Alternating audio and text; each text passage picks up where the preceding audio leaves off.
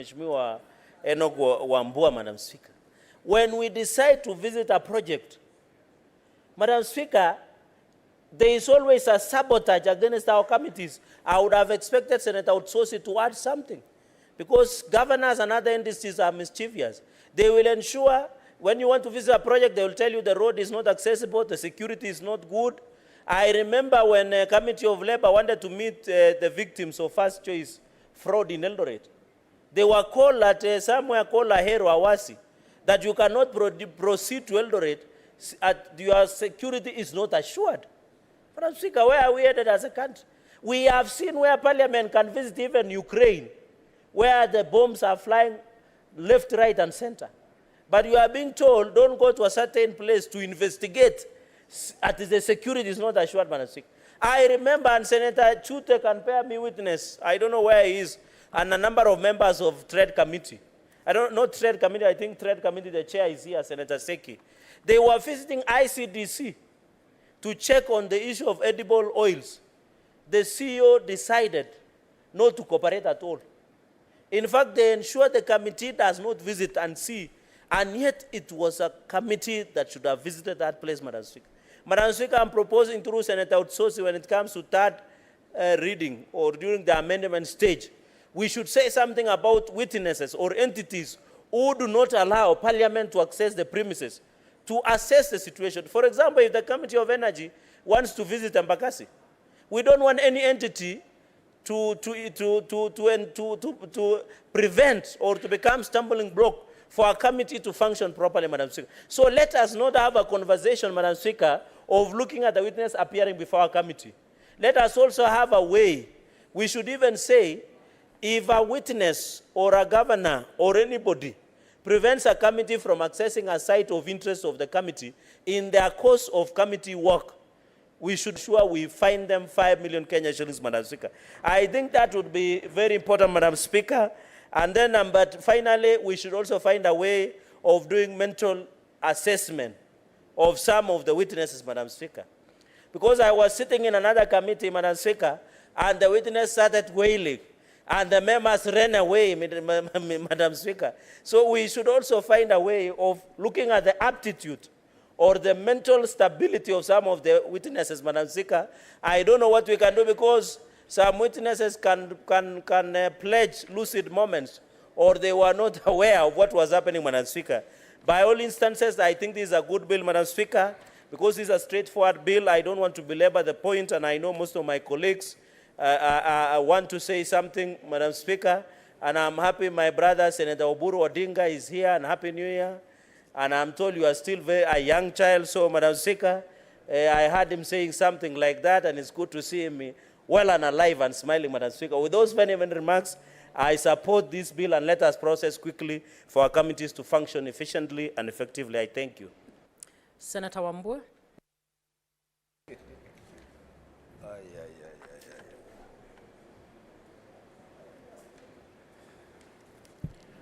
Thank you, Madam Speaker. Madam Speaker, from the onset, I stand in full support of this bill. Having said that, Madam Speaker, I will also seek your protection from my colleagues. Madam Speaker, yesterday in one of the committee meetings, I am told, the Senator for Kisumu addressed my governor to the effect that he should prepare the books properly, so that when Senator Wambua becomes the next governor, then things in Kitui are not very bad. Now, Madam Speaker, today you've had Senator Cheragay, my friend, referring to me as the next governor of Kitui County. Madam Speaker, I want to go on record and say, at the fullness of God's timing, the people of Kitui County will decide what they want. And when they make that decision, then we can only follow. Today we are here, Madam Speaker, to prosecute serious business on a very serious matter. And I want to thank Senator, my brother, my friend, the Senator from Vihiga, Godfrey Ososi, for coming up with such a bill. Madam Speaker, I say I congratulate him, because a lot of us are victims of great mischief And Madam Speaker, we have had experiences that border on gross impunity from both the national executive and the executives of our county governments. Now, Speaker, I would want to narrate a situation that I found myself in when we came back to the Senate in the year 2022. Madam Speaker, it will be remembered that around October of 2022, this country was undergoing serious drought. And Madam Speaker, around that time, I raised a statement on the floor of this House on the drought mitigation measures that the Ministry of Agriculture was undertaking to save our people from imminent death out of starvation, Madam Speaker. Madam Speaker, 1 year down the line, up to around October 2023, the Minister for Agriculture had declined invitations, summons from the Agriculture Committee, and my statement was still pending, awaiting a response from the CS in November of 2023, at a time that we were experiencing serious rainfall across the country. So, Madam Speaker, one day I'm told that the minister is now coming to respond to my question, my statement 1 year later, and the circumstances had completely changed. Madam Speaker, I said I was not going to aid the Cabinet Secretary to insult my intelligence.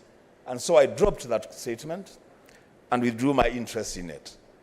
Madam Speaker, these are the things that are making Senator Otsosi think through the pain and the tribulation that committees of the Senate have endured from the executives, both at the national government and at the county levels.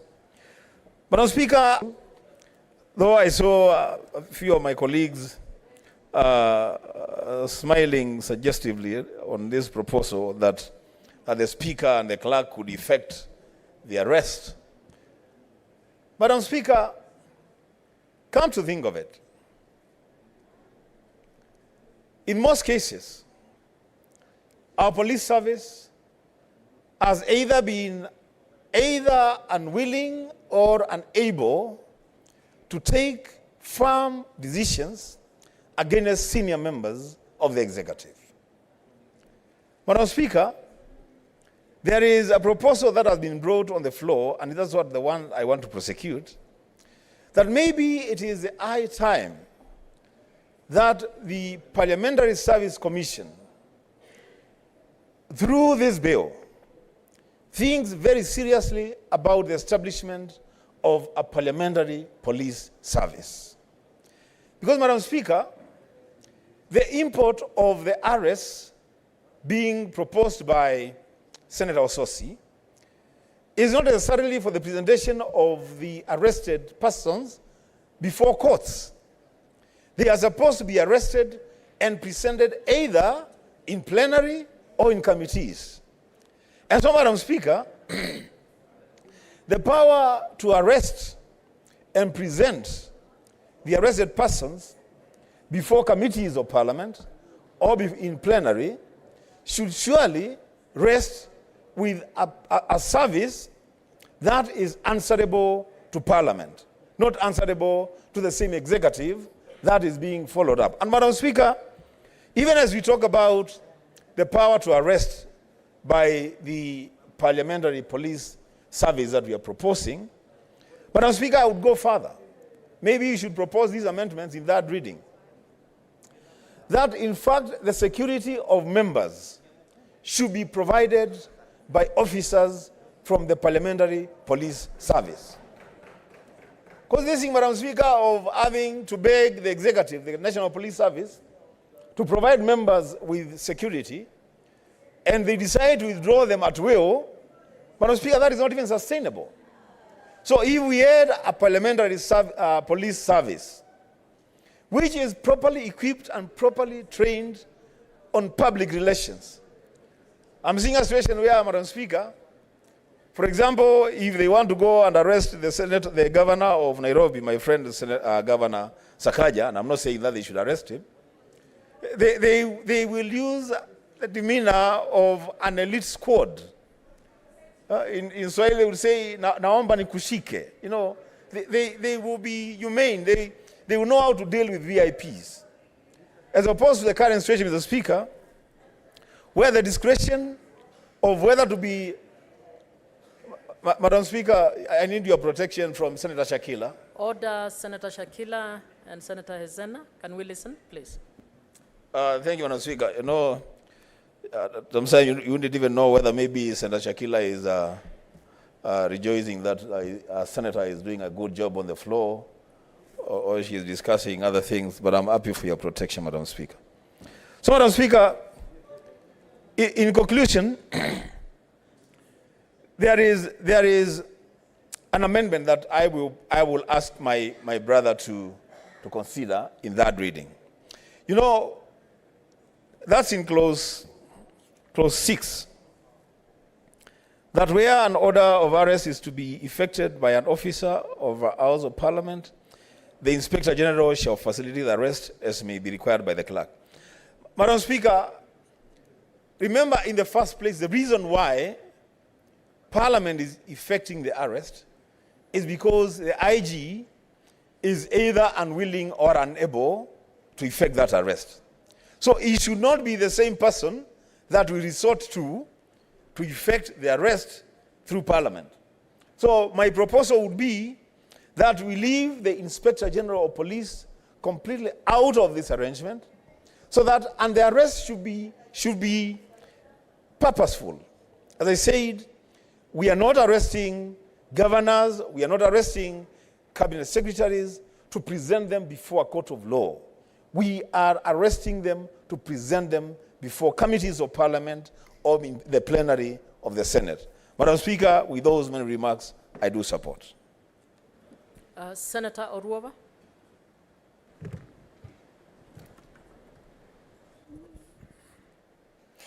Thank you, Madam Speaker. I rise to support this bill by Senator Osotsi, Madam Speaker.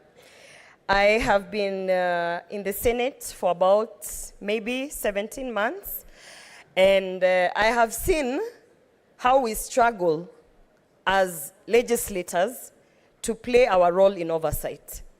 I have seen how we literally are sent by the people who put us in these positions to hold accountable certain offices, and we are unable, because the most we can do is prepare a statement, move a bill, raise a question, but at the end of the day, even these offices that we are playing oversight are unable to take us seriously, because what is the worst that we can do as a house? Well, maybe we can propose something that should be implemented, or we can, create a bill that will take another 2 years to be assented into law. And sometimes it's very, very, very frustrating. Madam Speaker, in a time like now, where as women of this country, we are literally wondering where we are going to cry, Madam Speaker. We are wondering what we are going to do. People are asking us, what are you doing in Parliament? What kind of laws are you pushing in Parliament? But Madam Speaker, you cannot legislate good behavior if you do not have the tools to be able to do this, Madam Speaker. For instance, we have seen the cases of femicide, Madam Speaker, rising. Why? Because there are no repercussions.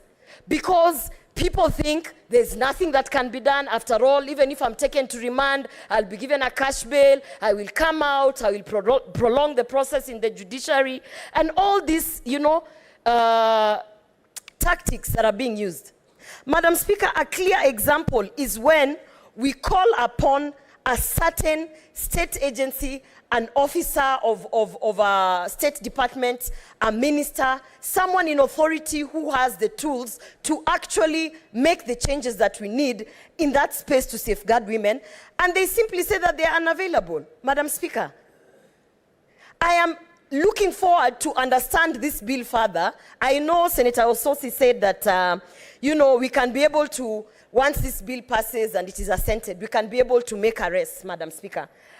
But I want to ask that while we are looking into that amendment, for instance, in this issue of the femicide that we are talking about, a particular example, when we had that man called Matara, who had been reported severally, 3 or 4 cases had been put out at the gender desk, Madam Speaker. As a house that plays oversight, that safeguards Kenyans, and particularly women, we should be able at one point to say, hey, listen, we are not only writing a letter to ask the IG to come here so that we can ask him, what is the gender desk about? We should be able to reach a point where, if we are not getting the proper answers, if we are not being given, or if we are not being told what is not happening in those departments, we should be able as a house to say, okay, because there's no clarity on this matter, because the certain officer that requires to give clarity is not available, by all means, Madam Speaker, we should have the powers to arrest that person, bring them to account to this house, and if by all means force that we get some explanations, Madam Speaker. I am looking forward to the day when we are not only raising statements here, and the statements are being forwarded to the committees, and the committees are negotiating with the ministries or the state departments or the agencies. I'm looking forward to the day when, even when a statement is raised regarding a department, an office, a ministry, an agency that you hold and you are responsible as an accounting officer in government, Madam Speaker, that you will be trembling because the Senate has summoned you to come and tell Kenyans what is happening, Madam Speaker. Until that day comes, we are going to just be talking and talking and talking and begging that the upper house is given the powers, and the impact of our work will be very, very minimal, Madam Speaker. This particular day, I would like, if I was in the committee of security, I would have summoned the IG. We cannot be allowing our women and girls to be demonstrating on the streets of Nairobi when us as legislators, we have no powers to summon those officers that be and ask them what is happening. Why aren't all these criminals who are killing our women being arrested? Why aren't we seeing any convictions? Why aren't we seeing any movement in terms of the change that we are legislating in this house, Madam Speaker? There should be a provision in this amendment bill, and I want to sit down with Senator Osotsi after this session and ask him, what happens when the person in question is the IG? Can we arrest him? What happens? Because, Madam Speaker, we are tired. We are tired as women. We are knocking in every single office. We are going to that office, to this ministry, to what? And at the end of the day, people are looking at us in this house here wondering, Ruoba, we sent you there to fight for women. Our women are dying.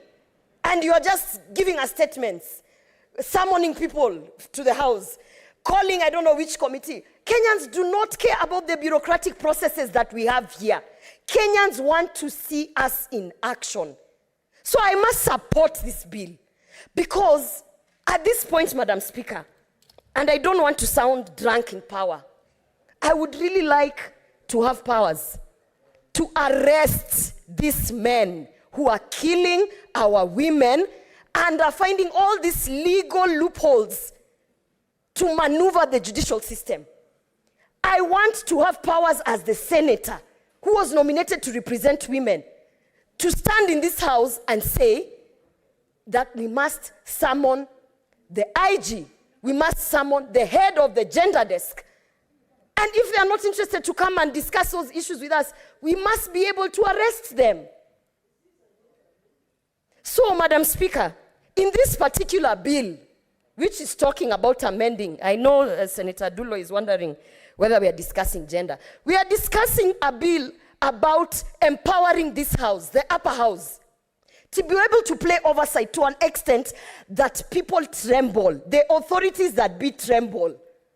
When they are being summoned to be told why are Kenyans dying, they will understand that we mean serious business. Madam Speaker, I'm very sad, by the way, on this day. It's just that I am gathering all the courage to make sure that I represent the people who sent me here well. Madam Speaker, we are tired of demonstrations. We are tired of writing statements. We are getting even tired to legislate further legislation, because how much longer we will legislate and legislate and legislate, but if this legislation is not being implemented, Madam Speaker, we will end up with the best laws, the best policies, the best human resource, 67 senators sitting in the upper house with no tools and no power to be able to say to an individual in a state agency that, listen, the work you're supposed to do, you are not doing. So therefore, Madam Speaker, as I support this bill by Senator Osotsi, I am asking Senator Osotsi, think through it.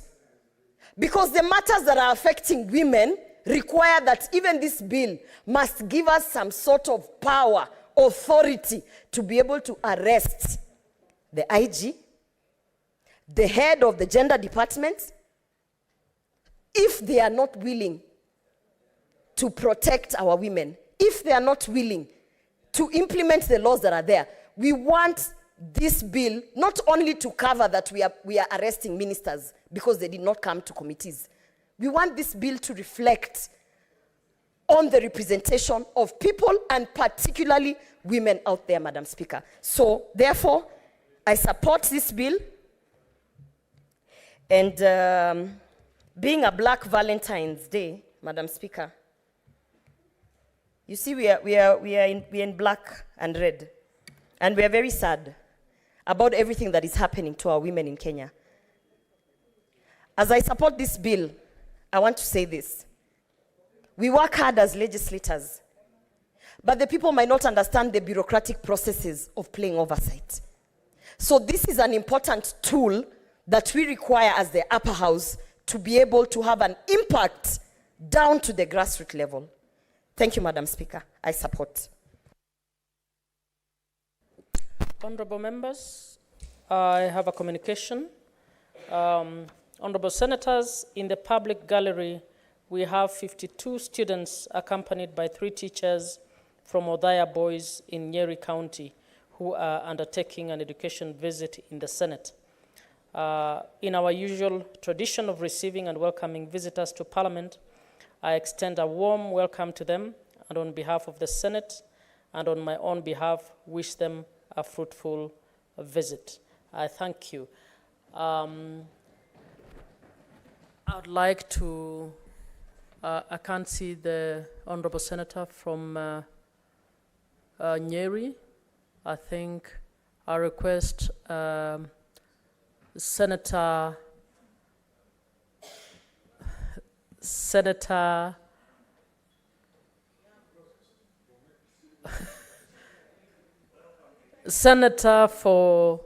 Nyamu to welcome them in the Senate.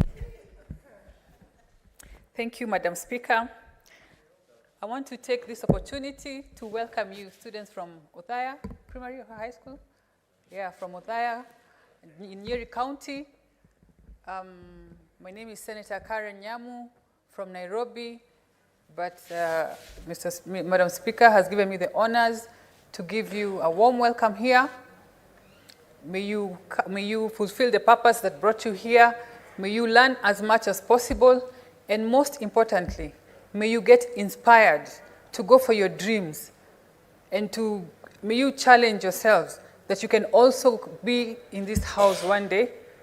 Your senator, I wish he was here, so that you can also get to hear from somebody who is from home. But I would wish you to dream. Any dream, everything is possible. Don't limit yourself. Don't question yourself. Don't second guess a dream that you have or that comes to you.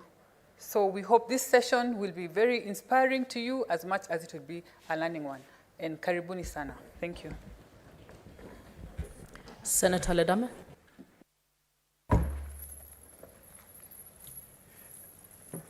Thank you, Madam Speaker. Madam Speaker, in less than 5 minutes, I rise to support this amendment to the Parliamentary Powers and Privileges Act.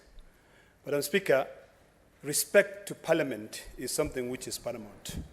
And any attempt to disregard summons, that is a constant thing for both the executive, is a clear undermining of this legislative arm of government. The senator from Vihiga thought it wise, and I just want to remind him that this is a matter that must be supported by both sides of the divide. It must be supported because even in the name of the bill, it is parliamentary powers and privileges. Madam Speaker, if you look at Article 125 of the Constitution, it is quite clear. It gives either House of Parliament, committees, the same powers as a High Court. I've heard my colleagues talk about giving Parliament the power to arrest, but I hold a different view.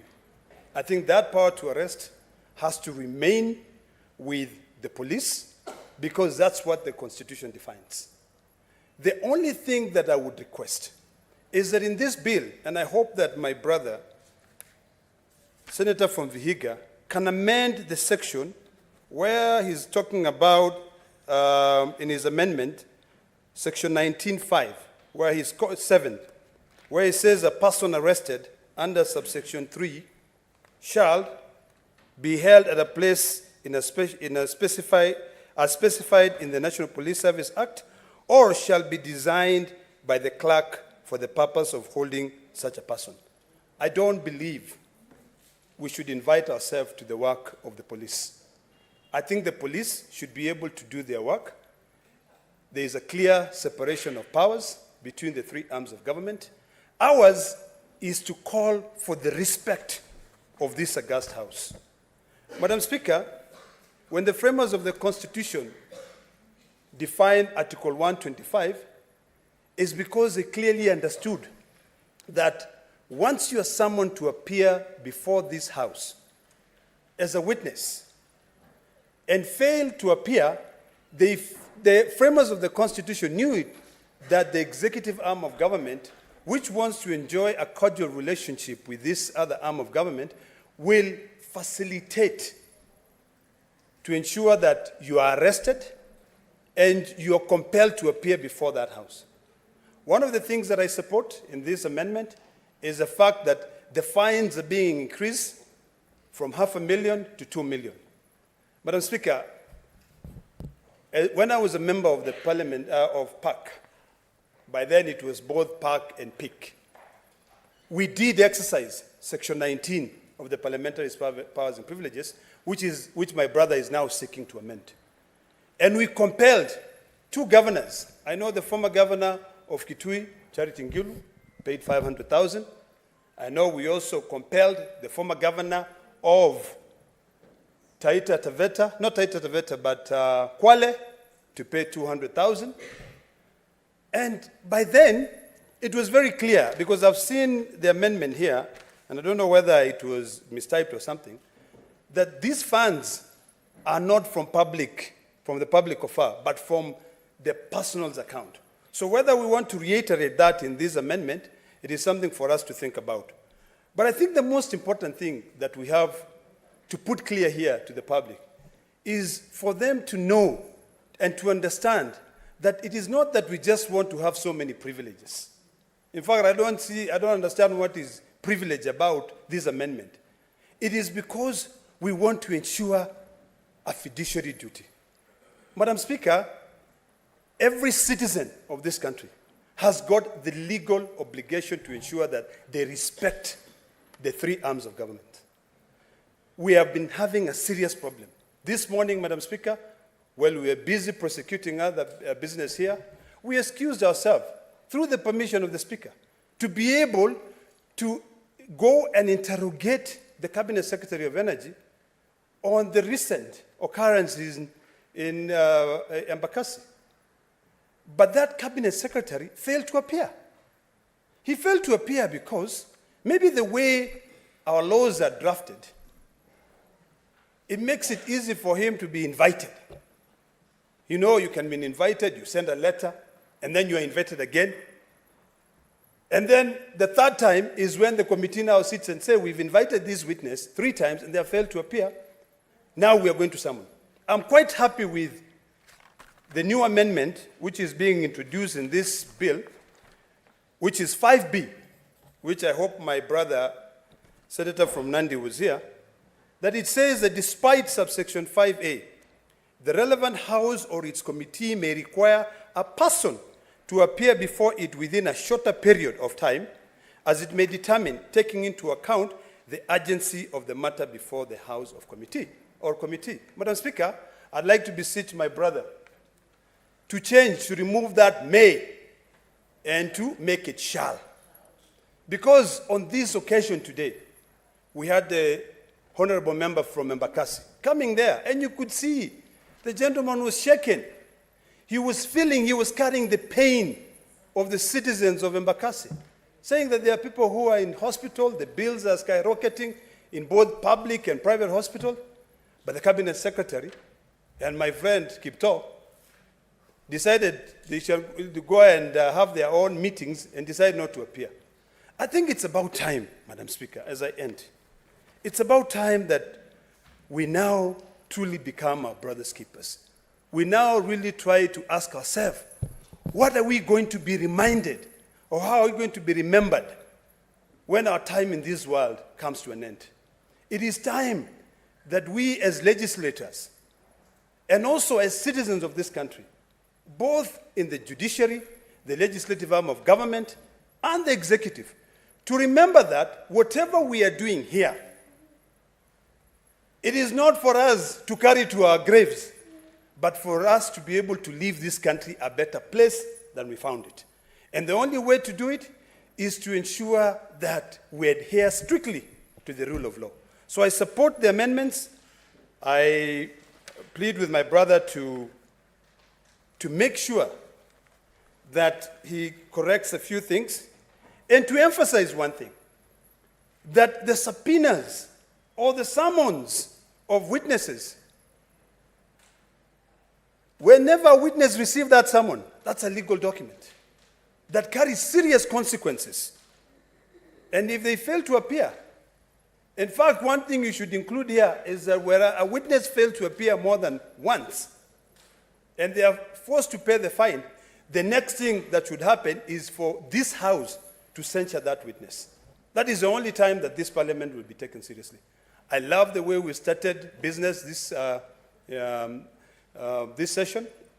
I hope that we can, deal with things in a bipartisan manner so that we leave this country a better place than we found it. Thank you, Madam Speaker. Senator Halware. Thank you, Madam Speaker. Madam Speaker, I rise to support this amendment bill strongly. I know the chair of PIC, like the chairs of all oversight committees, there's a lot of frustration when you expect witnesses to come and they don't come. But Madam Speaker, as I support the amendment bill, I want to remind colleagues that one of the biggest frustrations is for us to legislate, the president gives assent, and then when the bill is challenged in a court of law, it is declared unconstitutional. Be careful about this amendment. Senator Osotsi, I urge you to reflect on this amendment, because what you're asking for, you're already given in 125 of the Constitution. It tells you in 125, my brother, that you have the power, A, to enforce the attendance of witnesses and examine them on oath, affirmation, or otherwise, and B, to compel the production of documents, and C, to issue a commission or a request to examine witnesses abroad. The Constitution has given you more than even what you're asking for. What's more, Senator Osotsi, as I request you to reflect on your amendment, I want to invite you to the establishment of the security organs in this Constitution, which says in 238 that our security organs are the national security, the Kenya Police, the National Intelligence Service, and the Kenya Defense Forces. As you reflect, this Constitution is telling you that the Inspector General of the police cannot be directed by any person in respect of inspection of any particular offense or offenses, in respect of the enforcement of the law against any particular person or persons, and C, employment, forget about it. Why I'm drawing your attention to this is that several members have proposed that we establish the likes of the anti-stock unit, we establish a parliamentary police force. This will fall in the High Court because the Constitution does not anticipate that we can form a parallel police force in this parliament. Yes, you can request in our standing orders that we allow, or rather, we request the Inspector General to deploy police officers here. But we cannot command them. That is the Constitution. So, to expect us to support you so that then we go and be embarrassed in court where we shall be reminded that we have no power to establish a parallel police force is asking for too much. Reflect on it. We are supporting you, but with due respect, you are walking a path that we shall not succeed. Madam Speaker, there is wisdom in this amendment where we want to enhance the pain through fines and what have you. That is a route we can pursue. But to pursue the possibility of us creating a police force, you're also saying that judges, upon being frustrated, should also establish a parallel police force for themselves. That is the kind of thing that this Constitution of ours does not anticipate. That if the President, for example, and his cabinet secretaries wanted a more efficient police force, they move away from the National Police Service and establish their own parallel police force. We would no longer be having a government that sits on the three legs of separation of powers. That is the contribution I wanted to give you with a lot of respect. With a lot of respect, because I have sat in that chair where you are today as chair for many, many years, both in this House and in the National Assembly, and I know the frustration you're going through. The Americans call it hyper-focus. It's not enough just to focus, but to hyper-focus. I support, Madam Speaker. Senator Mogeni.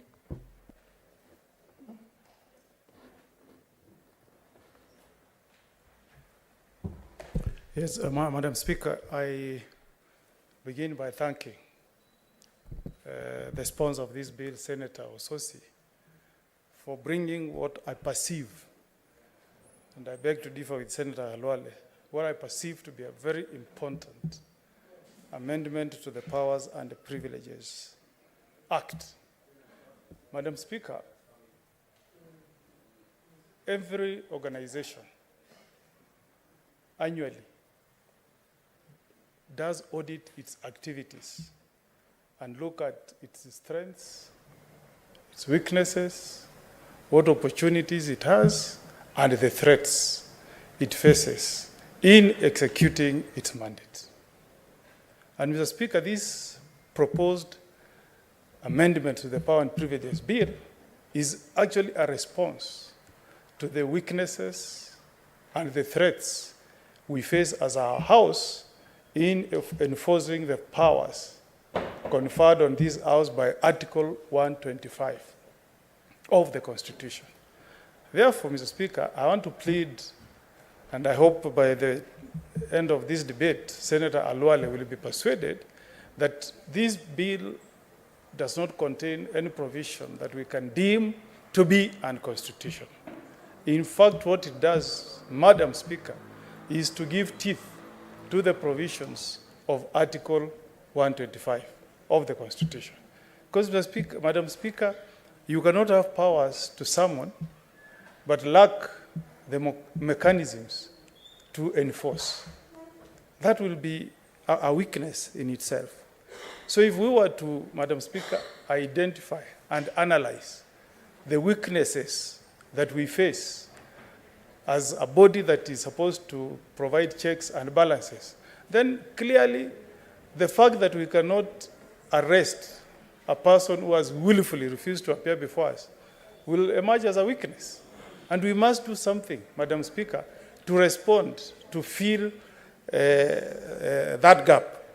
Madam Speaker, if it can be of comfort to Senator Halwale, we had a debate like this when I served as the chair of Ethics and Anti-Corruption, Madam Speaker, because we had powers to conduct investigations, but we did not have powers to arrest, Madam Speaker. And we debated for a long time, looking for a solution.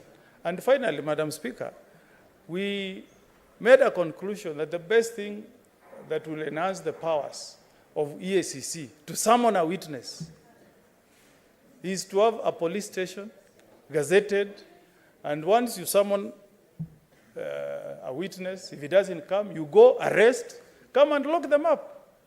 And the Inspector General of Police gazetted Integrity Center as a police station.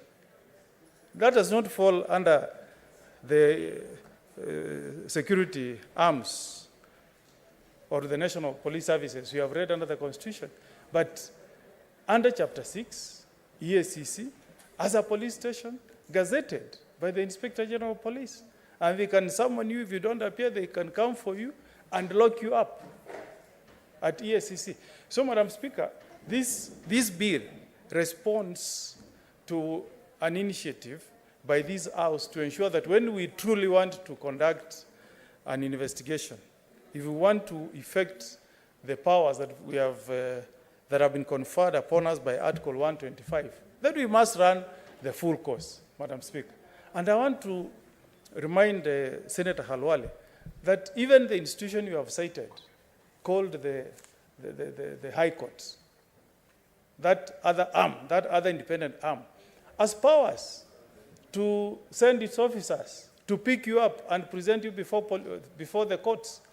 If you are failing a civil debt and the court's order for you to be arrested for a civil debt, court bailiffs can pick you up, take you before the courts for sentencing for a civil debt without the involvement of police officers. Court bailiffs have those powers. So I believe, Madam Speaker, when you read the proposed amendment to this bill, especially, I hope I'm reading section 3, subsection 4, it says that an order of arrest may be effected either by a police officer or by an authorized officer of a House of Parliament. So if you compare the exercise of those powers between the courts and us, there is nothing unconstitutional. If you read the Constitution, the chapter dealing with National Police Service, Part 4, from Article 243 all through, I believe there is a saving clause, there is a saving article, which allows Parliament to establish other police services. So we can have under Article 247, which says Parliament may enact a legislation establishing other police services, provided it's under the supervision of the National Police Service. So we can have a force that is called Parliamentary Police Service under the employment of the Parliamentary Service Commission, but under the supervision of the National Police Service. Mr. Speaker, we should also borrow from other jurisdictions. The US Senate has powers to summon witnesses. They call it the subpoena powers. But the consequences are dire, Senator Halwale. If you don't respond or adhere to the summons issued by the Senate of the United States of America, you will face dire consequences. In fact, Madam Speaker, the fine, if you convert to the Kenyan, using the Kenyan exchange, the shilling to the dollar, the fine for the US Senate is $100,000. That's equivalent to 15 million. What we are proposing here is 2 million. Then, if you don't comply, the Senate has even what they call criminal contempt power of Congress. If you don't respond, they can convict you and they can sentence you to a maximum of 12 months. Not less than 4, not more than 12. If you remember, in 1982, there was a lady who was serving under Ronald Reagan. I think she was called Ann Gorsuch. She was under the Environmental Authority under Reagan. She was summoned to appear before Congress to produce certain documents. She declined. But when she was pushed further, and when she faced the criminal contempt proceedings of Senate, she not only produced the documents, but she opted to resign. She quit. The case of Nixon, Richard Nixon. Richard Nixon was required to produce some tapes that were in the custody of White House, and he refused. In fact, he filed a reference to the Supreme Court, citing presidential privilege. But the Supreme Court of America sided with the Senate and ordered him to produce the document.